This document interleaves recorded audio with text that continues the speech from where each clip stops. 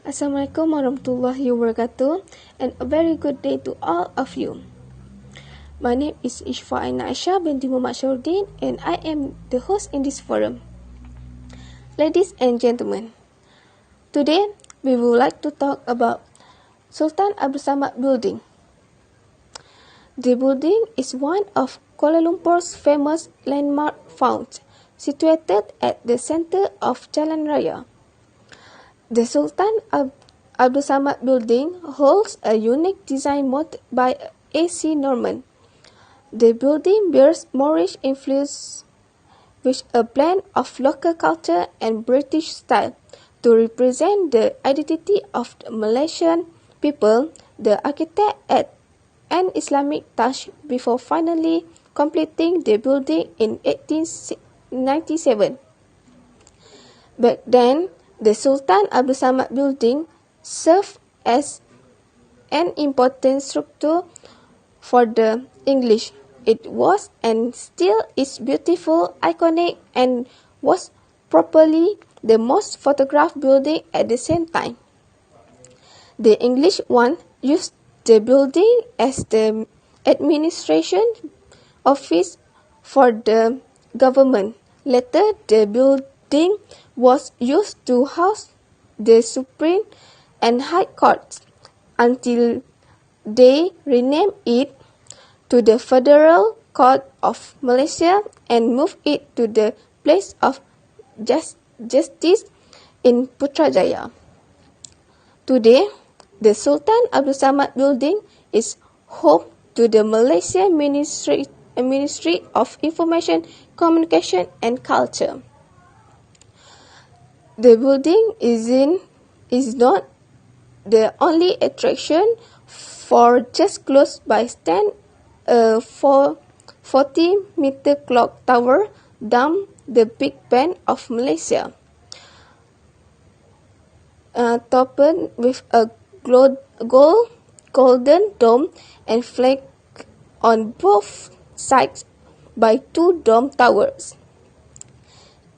In the eyes of visitors, the chimes of the clock indicate the time, but to the local who have stood by the country throughout its year battling foreign habitations, the clock chime is enough to bring back memory and send a tightly feeling down your body, for this very clock has marked independence at the stroke of midnight at 31 August 1957. Since then, every year on the country anniversary of independence, the chimes represent the nation's hope that freedom and peace will continue in the future.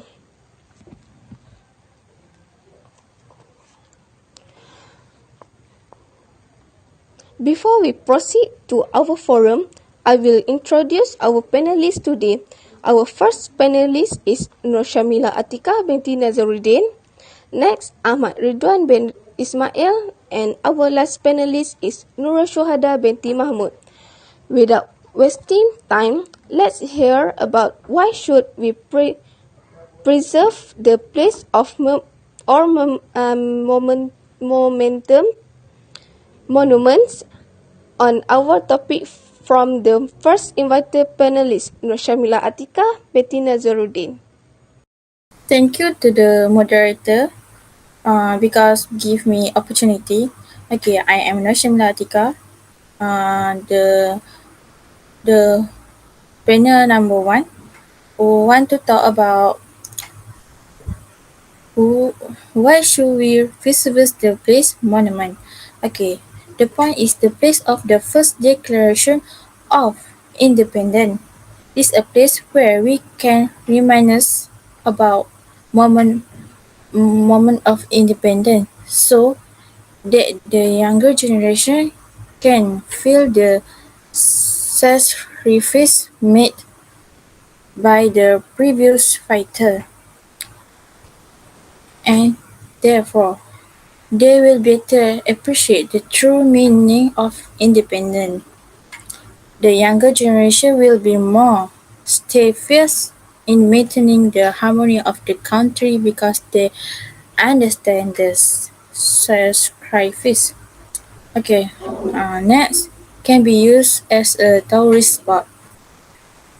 Because tourist is focused on the history of the formation of Malaysia. So this place Malaysia great interest in liberating the homeland.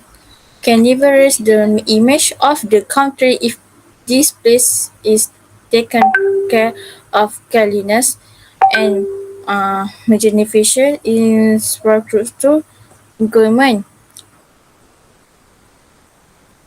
Tourists will take pictures there if the place is well maintained and can even attract the attention of other tourists. Thank you, Nur Shamila Atika binti Nazaruddin, for your explanation. Let's move to Nura Shohada binti Mahmud. Can you explain to us about how do we preserve culture heritage in our country? Thank you to the host. My name is Nurshada binti Mahmud. Today I want to talk about how to do we preserve culture. Well, culture heritage in our country. Historical heritage is very important for future generation. While history is a bit boring for some people, it is very important that we preserve that historical heritage. Therefore, the previous heritage can be done by preserving and conserving material or things related to history. Preserve and conservation of historical is very important because through this method, historical heritage will be able to be preserved and use the teaching material for future generation. If they have to understand and deep history, and then we know that the preservation and conservation of history heritage is very important. But what are the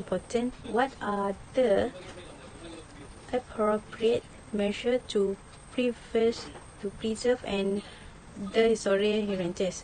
The first step to preserve and preserve historical heritage is to make history a compulsory subject for every student. This because students will be able to learn and better understand what has happened in our country.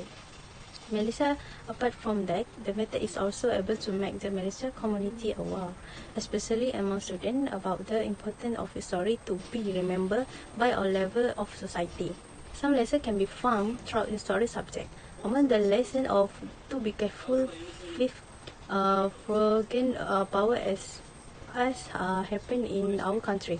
A few years ago, we has been successfully controlled by foreign power because our country is less reliant with foreign power at the time. Apart from that, history also teach the Malaysia society not to be in individuation but to be more like a child. This proves how important history is to be studied and preserved for future generation. The government need to hold activities such as competition related to cultural heritage in Malaysia. For example, the government can hold a competition to play traditional game, traditional cooking competition, beauty queen competition for various races in Malaysia, and so on. So the community will be interested in following competition consensus by the government. Therefore, Malaysia is culture heritage is not forgotten for and can be interested by the community for generation. Thank you. Thank you, Nur Shohada binti Mahmud. Now we move to Ahmad Ridwan bin Ismail. Can you explain to us about how do we educate our children on heritage preservation? Okay, thank you to the host. And my name is Ahmad Ridwan bin Ismail. For question, how do we educate our children on heritage preservation? Okay, for me, young children are exposed to the culture, exposed heritage by the possibility of immediate observation, meeting and experience of the environmental graphic and artwork from their surroundings. Considering India visual observation from urban atmosphere, monument, construction and building that they meet during their daily path, all those environmental design work which can be seen during city walks and artwork and painting in museum. Their daily life can also be considered as a potential possibility for educational ends. Each meeting with an environmental element involves some form of communication. The encounter with the environmental graphic design element which are adopted according to the work art as a specific example of cultural heritage can stimulate the communication more effectively. Recent movement in development of environmental graphic design strategies conform to the cultural heritage article have affected the children through the process of experiencing and receiving a non-verbal artistic vision of them. In case of monument, children are most often perceived, observe, and it is helpful to encourage them to actively communicate with the heritage.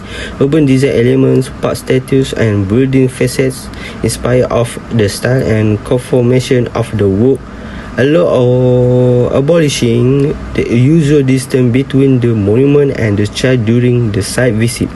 Previous investigation have revealed that direct visits are most common manifest is in sneaking and touching the artwork. Thus, an idea is to describe the environmental element designed according to the structure of building and let them to participate in the intervening and interpreting of truth of its reflection in environmental graphic.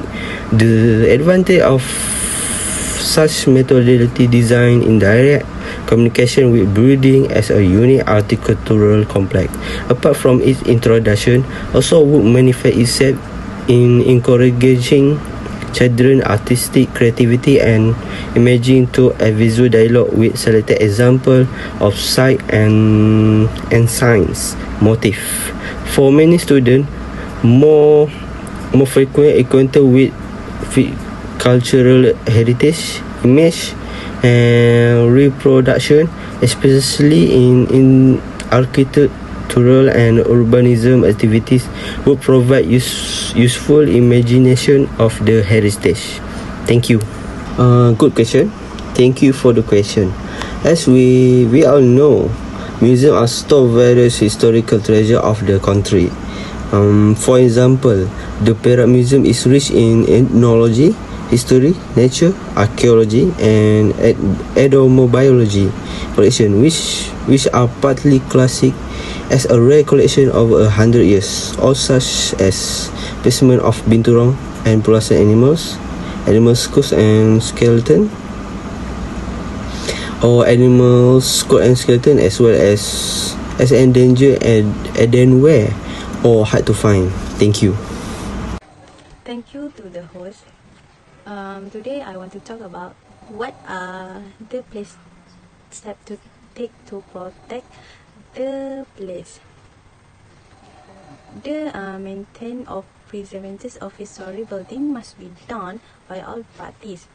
Guidance and lesson for the younger generation and research material, reference of and studio on the evolution of history that took place can be made through the existence and release of the historic building. The question is, what steps should be taken to protect the place? Furthermore, the administration building can be made from the history of building. For example, the Sultan Abdul Samad building in Kuala Lumpur was on use of a country. With a more like this, the cost of few construction can be reduced by the relevant parties and become the price and landmark of the people who have dealt there. Apart from that, the Sultan Abdul Samad building is a landmark of Kuala Lumpur and the price of all Malaysia. Therefore, cancer a welfare home can also be used from the historic building. Cultures do not have to build new building or rent elsewhere. The historic building can be modified by them also needed without having to demolish and dispose on the historic building. With this, the needed and left foundation get protect. In addition, historic buildings also have high aesthetic value and important artistic value. The daily art teacher that pattern of nation culture heritage can be seen closely on the historic building. The creativity and finish of our national architecture in the past we can appreciate by all of us. The quality and beauty of culture can also be appreciated. Thank you. Thank you, Ahmad Ridwan bin Ismail. Ladies and gentlemen, now we're going to next question. Nur Shamila Atika binti Nazaruddin, can you tell us about what are the agencies involved in heritage preservation in Malaysia?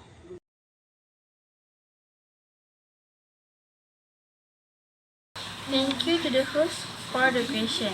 Okay, I can talk about what are the agencies involved in heritage preservation in Malaysia. Okay, number one, Minister of Tourism, Art and Culture maintain the harmony of tourists who visit here, forbid destruction of the building information such as for providing a book containing information about the momentum in detail. Okay. Next, number two, State Historical Department provided book and pamphlet for distribution to tourists, prevent the building from being damaged by a culture of vandalism, and prohibit encroachment in the area. Okay, the lastly, Malaysia Tourist Center ensure that no industrial elements are drawn here and maintain the cover for visitors. Thank you for the answer and thank you to all our panelists today. Finally, we have to come to the end of our forum where we have to share a lot of our knowledge. A billion thanks I dedicate to everyone cheering up this forum. See you again. Thank you, everyone.